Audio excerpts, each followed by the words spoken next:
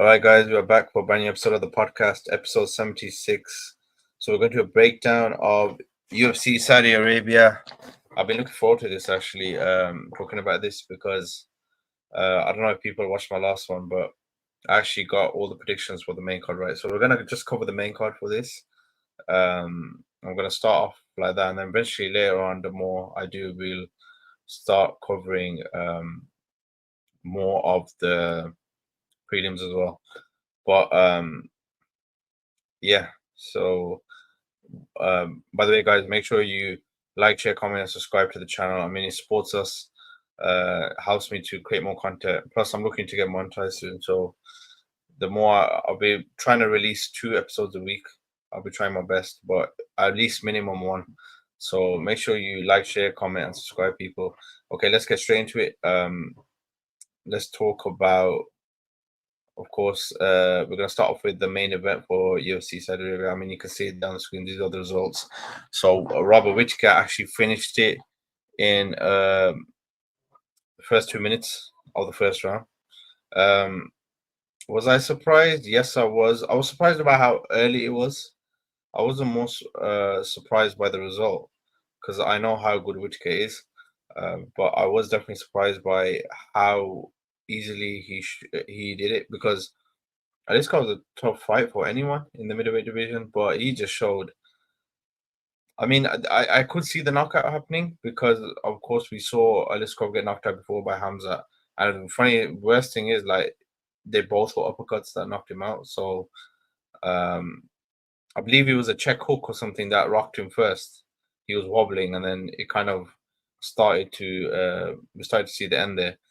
But that being said, I do believe Aliskerov still got a lot of potential, but Whittaker obviously showed there's different levels. So could we see Aliskerov in a top 5?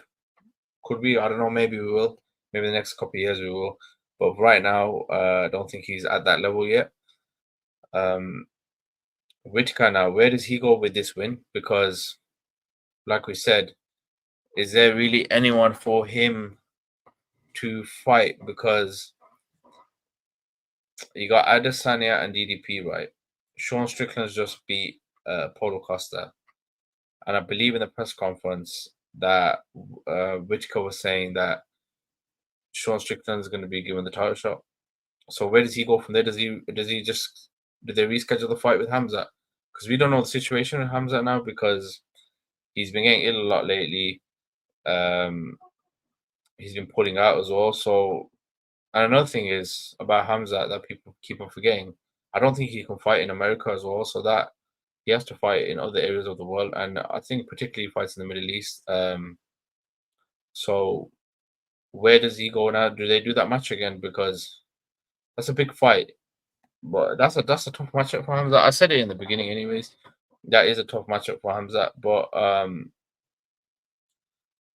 what can we see, people? Because Whittaker now he demolished Aliskerov, and he's gonna be the way. Now let me just look at the rankings, because let's just look at the middleweight ranking. Who is the top 5 in the middleweight?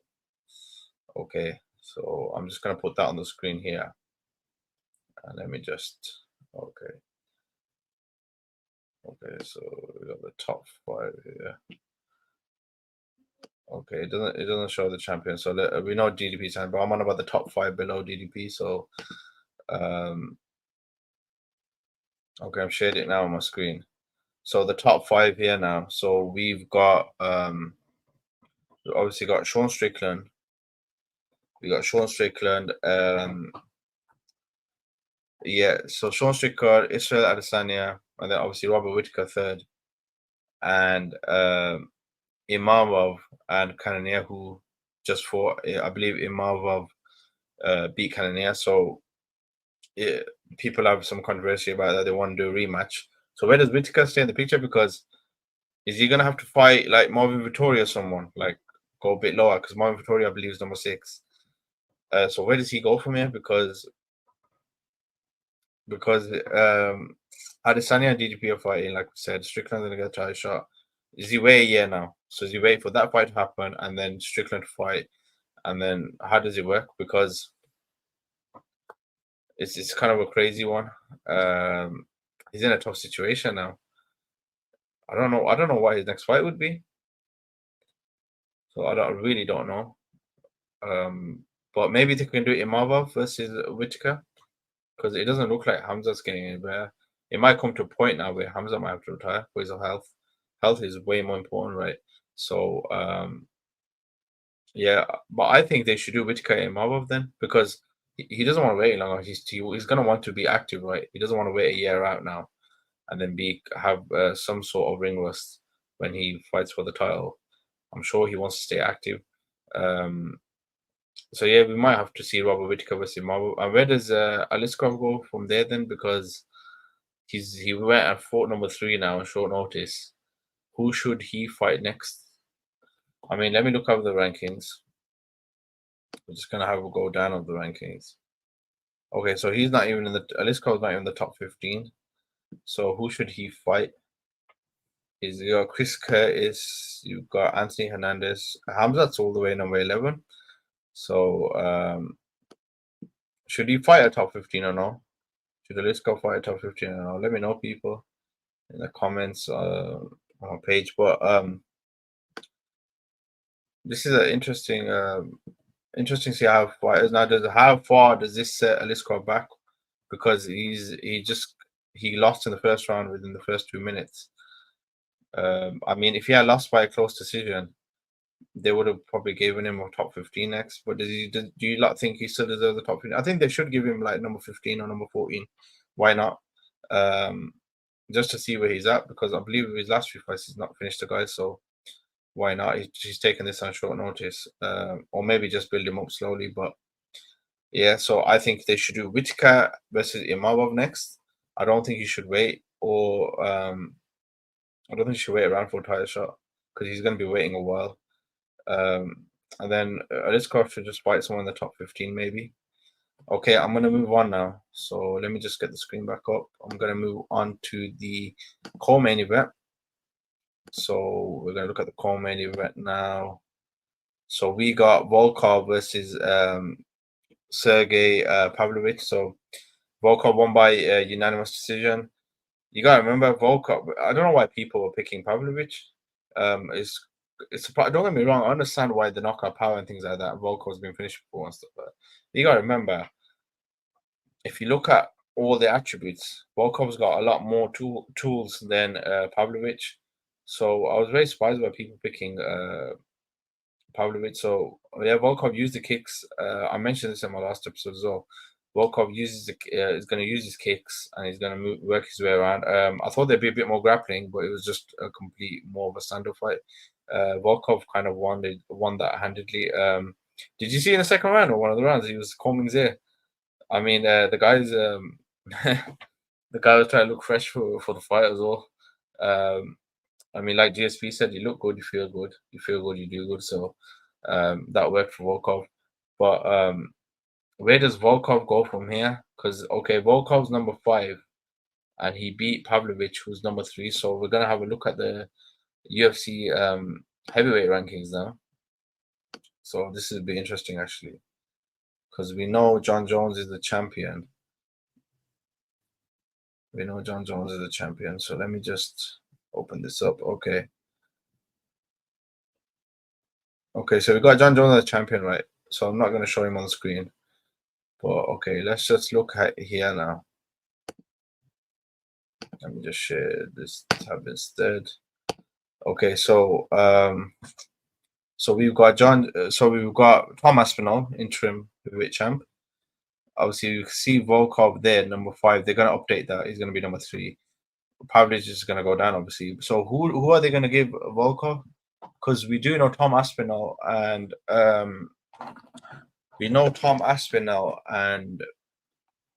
what's his name? Curtis Blades are fighting in Manchester.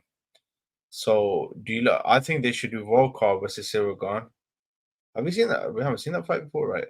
So yeah, that'll be an interesting matchup. I wonder who would win that. But yeah, I think they should do Volkov and Cyril Gane for number 1 contender fight after. Because John Jones, if he fights Stipe, I believe he will retire. I don't think him and Aspinall will fight I don't think John Jones needs to prove himself to anyone. So I know people love saying he's scared and he's this and he's that, but I don't know why people are saying that. To be fair, because John Jones is a GOAT in my opinion. So he's proven himself all his career. So I do believe he should just win this and retire. What's the point fighting a killer like Aspinall and risking your legacy? So yeah, I do believe that if Volkov beats Silgan, then he should definitely get a title shot. But I think they should do that matchup. That's the only one that makes sense to me here from the rankings. With Pavlovich now, it's a bit more trickier, right? Because Pavlovich is all the way here, right? Oh, sorry, just clicked on. Yeah, so Pavlovich is all the way here, and then he's got you got Curtis Blades and Thomas at 1-4. He's not going to fight Silgan now. So who should they give him? Maybe Jolton Almeida or Marcin Tybura. The heavyweight division is not as stacked as I thought, to be honest with you. Greg Lewis is number 11. Yeah, it's not as stacked as I thought. But yeah, Jolton Almeida versus Pavlovich. So that'd be more of a striker versus wrestler kind of matchup. Maybe they should do that next. I know a lot of people ain't fans of Almeida.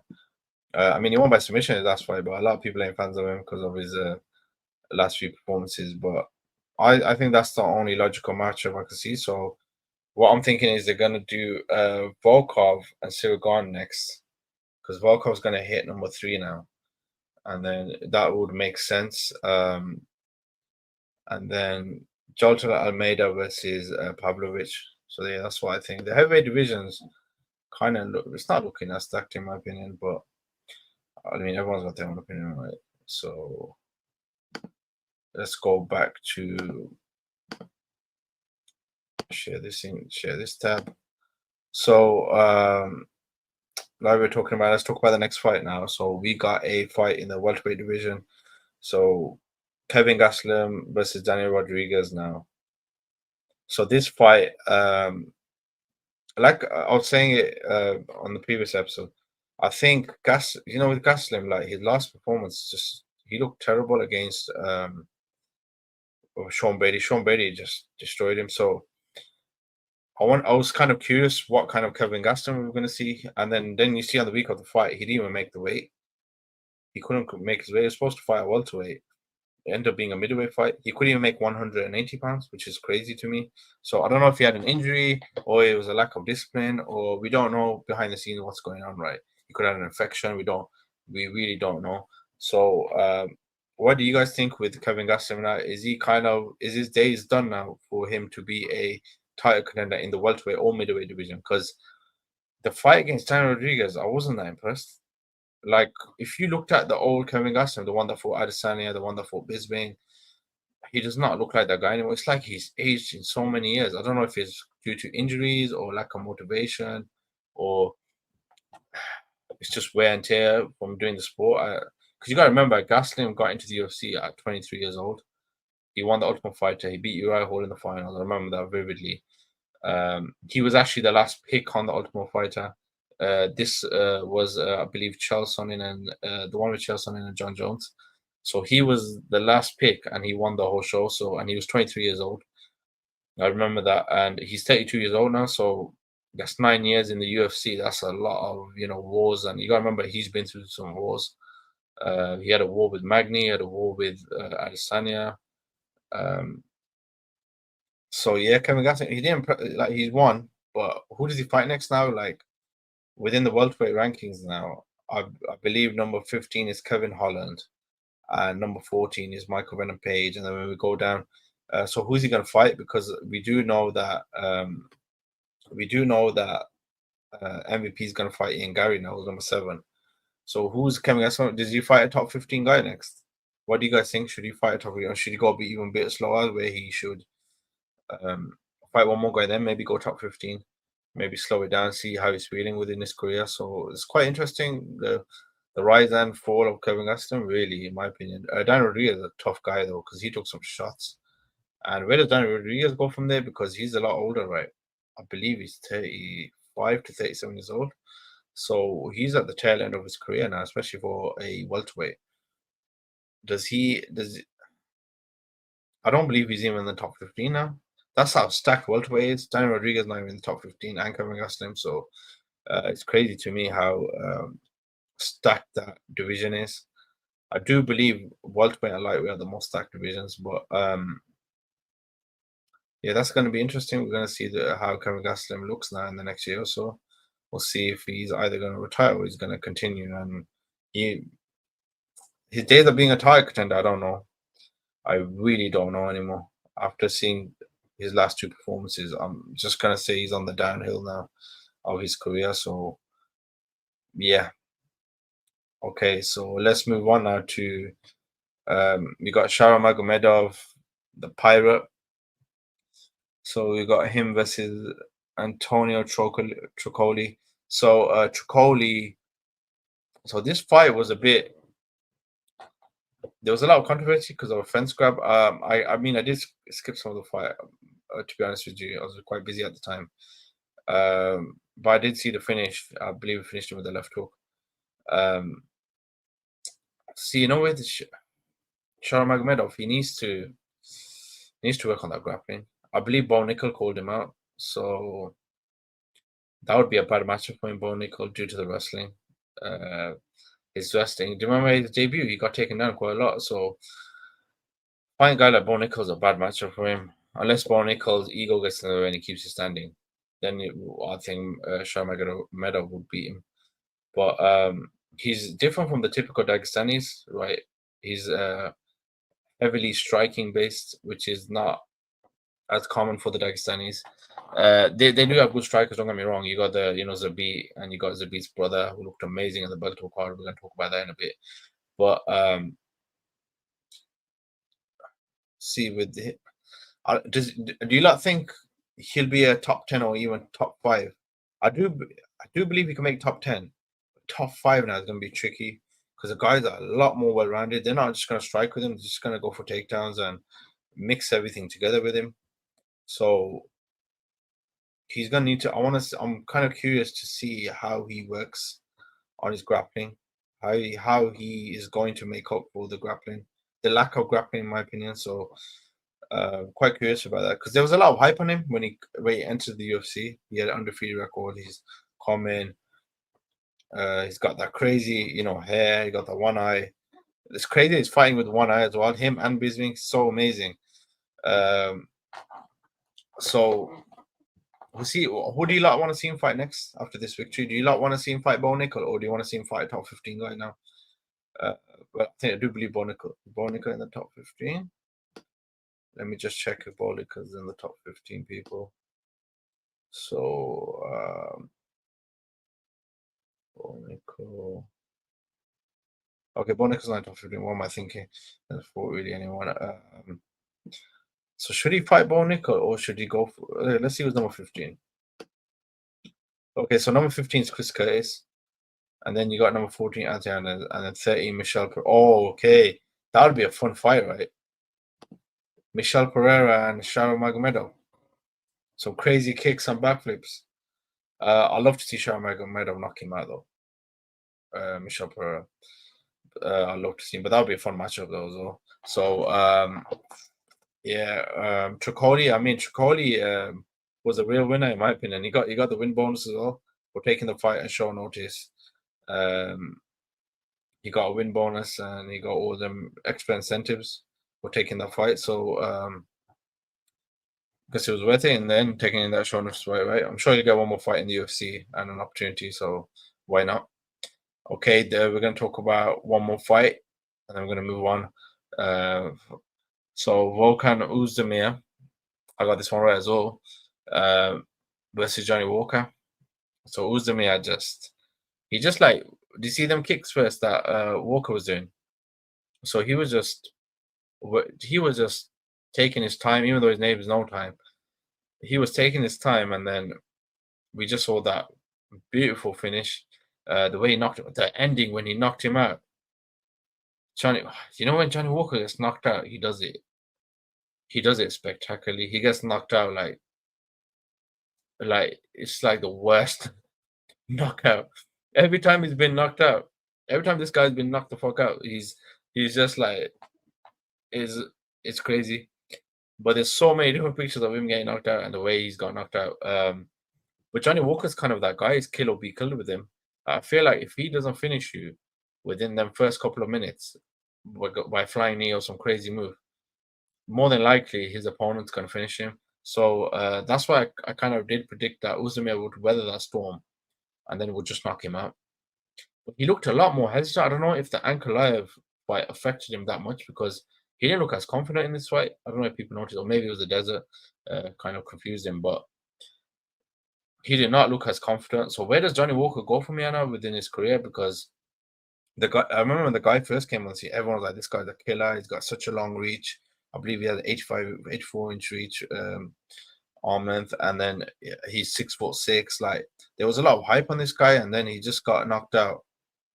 And then I believe Corey Anderson knocked him out, and then he just kind of started getting winning, kind of that kind of trajectory within his UFC career. So I wonder where Johnny Walker goes from here. So let me just pull up the rankings actually for like so we can see where these like kind of are going to be going. So obviously we got Pereira as champion. Okay, so let's look here. Yeah. So we've got Volkan Oezdemir was number 9. And then you got Johnny Walker number 7. Who okay, so Oezdemir has just beaten Johnny Walker now, right? Johnny Walker's gonna go down. Who does Oezdemir fight next? Because I do believe who is he gonna fight next? Because I'm not too sure now. Because with Johnny Walker, I think Oezdemir should fight someone in the top 5 next. Correct me if I'm wrong. So that would be maybe Han Blachowicz or Jamal Hill. So would you not want to see Oezdemir and Jamal Hill? That'd be interesting, right? Oezdemir and Jamal Hill. What do you lot think, people? Oezdemir and Jamal Hill. I mean, I'll probably want to see that one, Oezdemir and Jamal Hill. I mean, they're both stylistically going to go for a knockout. They do kind of brawl in a way. I would say Oezdemir is more technical with the striking. But that fight's going to end in a knockout with one of the guys getting knocked out. So they should probably do Oezdemir and Jamal Hill at this point. Because I do believe Ankalaev should get the next shot after this fight. I do believe Ankalaev should get the title shot. And I do see Ankalaev probably having the best chance of being Pereira as well, stylistically. I do think he's got a very good chance of being Pereira. So I do think that I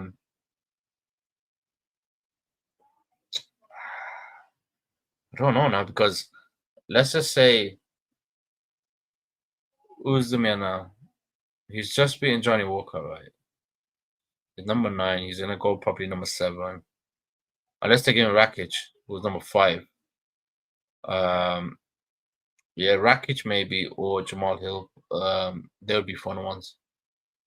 But what do you think of Oezdemir? Do you think he'll ever get a title shot again? I mean, he had the one title shot, but do you think he should get a title shot again or not? I'm actually curious about that. So, where did Johnny Walker go from here? Like we said, he's just got knocked out. He's gonna probably find him. Maybe they should do Olberg and Johnny Walker next. They should probably do Olberg and Johnny Walker. Olberg's gone down now because I believe he pulled out and Anthony Smith pulled in. They should probably do Johnny Walker and Carlos Olberg then. Because Johnny Walker, I don't know where he's going to go now with his career. He's been knocked out like last 2 fights.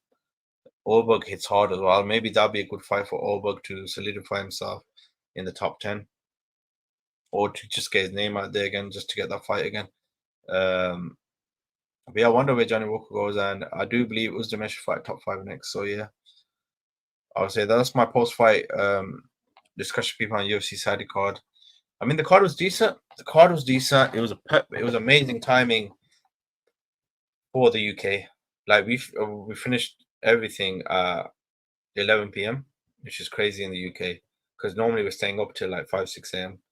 to watch the fights the following day. So how the UFC sits Saturday in America, in the UK it finishes at Sunday 6 a.m. 5 6 a.m. So I think it was a good card. I mean, let's talk about some controversy here. I mean, I'm gonna share this tab. Let's see what people think about this. So a lot of people are fans are welcoming Dana White's move for no ring and for ring octagon girls.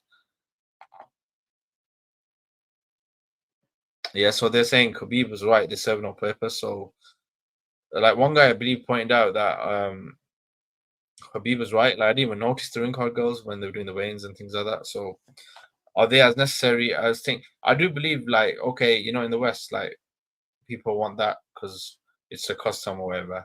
So whatever, and it just do the custom whatever. But I believe I was reading some comments from fans like, oh, the Saudis are ruining boxing. I mean, they're gonna take over all sports. Well, they've got the money. So if they've got the money, it's gonna go there, right? Money talks. So yeah, it's kind of controversial, but like a lot of people are noticing it. Like they're not actually that necessary as most people think. I think it's only the simps that really want the ring card goes there. Like, you know what I mean? So yeah, it was a bit different Saturday. So no ring guard girls, and there was no female fighters on the card, but the Turkey Al Sheikh, whatever his name is, he was saying that he wants female fighters on the next card, and he's really impressed by the UFC and things like that. I mean that guy's crazy. He's trying to take over boxing as well, right? He's trying to, to get rid of WBA, WBC. That'd be crazy if he does that. I think that'd be the best thing for boxing. I know people saying it won't, but it will be because then it'll make it easier for the fans to understand the different divisions in boxing, and it'll just create all the best fights. So maybe they will have to do that, but it might monopolize boxing now, where the fighters probably won't get paid as much. I believe they will. I believe they will still get paid a lot actually because the Saudis will pay. Another thing is they got the Muhammad Ali Act, right, where they've got a union and things like that. Whereas MMA we don't have that. So he's gone crazy with the comments where he loves it. He's making all the fights happen, and it's actually a good thing, right? Okay, so let's talk about this actually. It's quite interesting. So Turkey Alal Sheikh. So Turkey Alal Sheikh, he's saying that he wants Zack Snyder to make a UFC that's to make a UFC movie that's similar to Cinderella Man after the UFC Saudi Arabia event. So this is kind of interesting. Like, would you like watch? I'll watch it for sure. I think they should put it in cinemas as well. That'd be pretty cool. I'll watch that. I hardly go cinemas now, but if they put a movie on like that, I'll definitely watch it. It'd be amazing. Like they should definitely show like how the UFC started, and then. But I do believe a lot of these movies they just make a lot of errors. Like what movie was it where Joe Rogan was talking about where they mistaked Gary Goodrich to made it into a white guy? Like they need to be more accurate with a lot of things. So if they are going to make the movie, they're definitely going to have to show how the UFC started. But they might do a brief introduction on that. But they're gonna definitely have to mention Jorge and Gracie and the Gracie family and things like that, and then Hoist, and then they definitely gotta include Chuck and T.O. definitely, and then the Ultimate Fighter and things like that. But I don't know how the movie would be, but if they when they said a UFC movie, I don't know, I don't understand if he means like the Warrior or that kind of movie or an actual movie based on the UFC, the origin of the UFC. So we'll see. And I mean, they've got the money, and Zack Snyder makes good movies. So, well, I mean, he made some the Batman movies were good. So, yeah. What else is it? Okay, yeah, Bellator Dublin. Let's talk about that because this is quite interesting. So I did pick Shara Magomedov. I did say it was going to be a tough fight, but he outworked Jason Jackson to claim the welterweight title, people. So it's quite interesting. So this is how he finished and considered welterweight championship exception to the rule.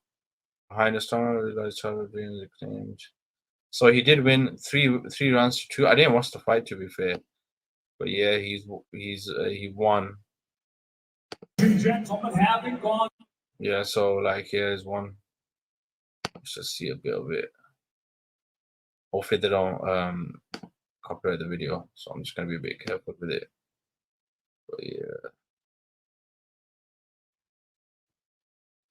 let's see. I'm sure I can post this right, but yeah. So he won the decision. That must be amazing feeling, you know. You win a world title and you worked out hard all them years. That must be an amazing feeling. He's 13-0, and he beat Jason Jackson, who's a very tough guy. So do you think he's Bellator champ now? Do you think we'll see him in the UFC? Let's look at the rest of the card. So Ramazan Kuramagomedov obviously wins. Paul Hughes defeat by King. This Irish guy.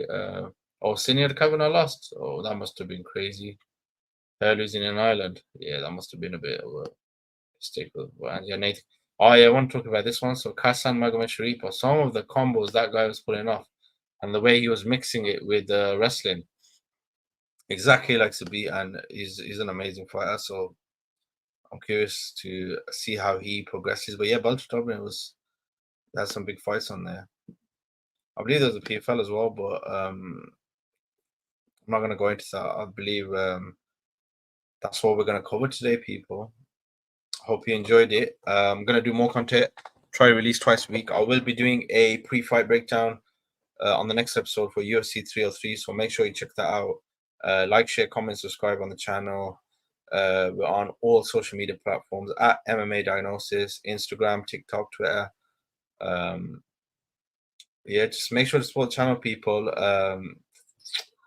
We're trying to get more subscribers, more viewership, and we're going to do more. I've got more, hopefully, fire interviews, podcasts coming up as well.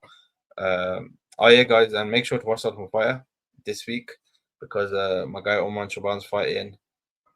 Wish him the best as well on the show. I mean, the show's done, but hopefully he makes the finale. That'll be amazing because he's come on my show twice and I'm a big supporter of him. But yeah, guys, make sure you like, share, comment, subscribe.